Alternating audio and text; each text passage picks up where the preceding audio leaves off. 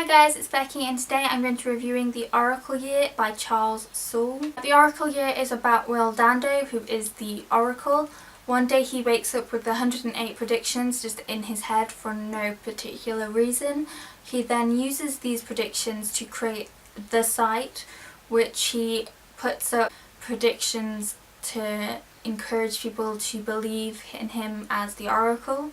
He then uses this trust to sell predictions to big corporate companies for them to use it to profit from these predictions. He includes his friend Hamza, who quits his job to help him. Because of this, they acquire lots of enemies, from governments to religion, and there's an assassin, and also there's war currently happening or on the verge of happening, and the leaders in that country are also against the Oracle.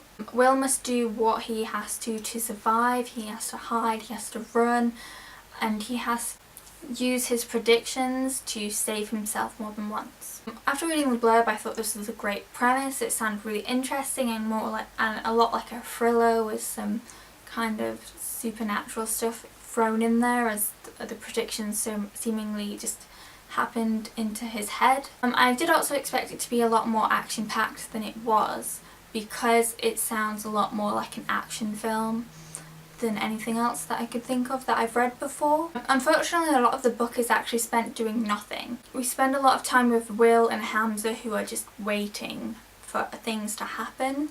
There's also a lot of time spent talking, so Hamza and Will, or Hamza's wife, or the journalist that eventually joins them on the journey.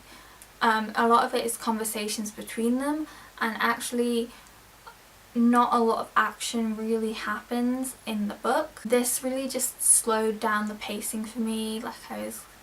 It's not a long book by any means, but I felt like it was dragging on a little bit at times, and I was stuck on the train when I was reading it. I didn't have anything else to read, and I had to read it, but I didn't want to at some points. I just wanted to put it down and go on my phone instead. The characters themselves aren't anything special.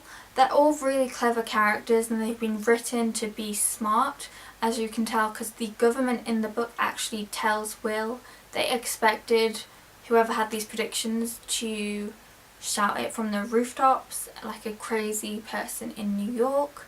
Will obviously has the intelligence to not do that, and he used it to profit and to make money and to help other people. But that's the extent of the characters. I don't particularly feel emotionally attached to any of them. I find that most of them were just kind of there. So I can't even remember the journalist's name or Hamza's wife's name.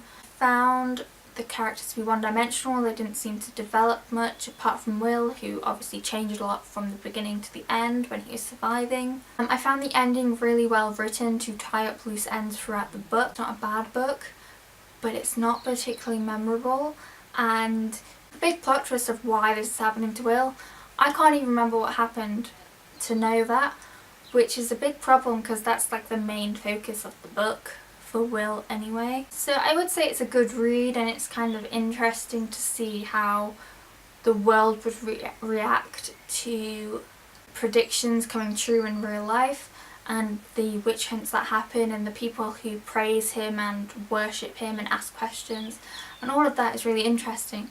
But the actual characters and what happens to them isn't really interesting to me. This isn't my normal genre of book, so it's completely different to what I would normally read, and that might also be a factor into why I probably didn't enjoy it as much as someone else might. Overall, it's an okay book. It's not badly written, and it's not got any deep problems with it or anything like that. Thanks guys for watching, and I hope to see you again soon.